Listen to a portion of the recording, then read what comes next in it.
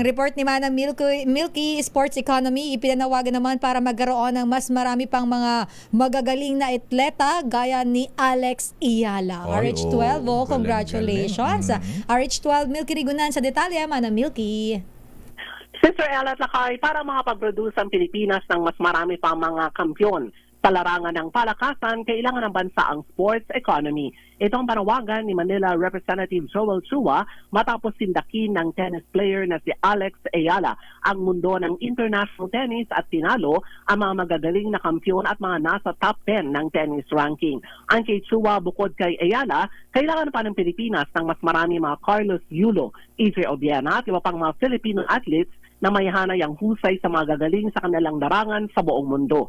Sabi ni Chua, ang tagumpay ni Ayala ay dahil sa pagsusumikap at tulong ng kanyang pamilya na sana ay mas lalo pang mapahusay kung meron tulong ng gobyerno.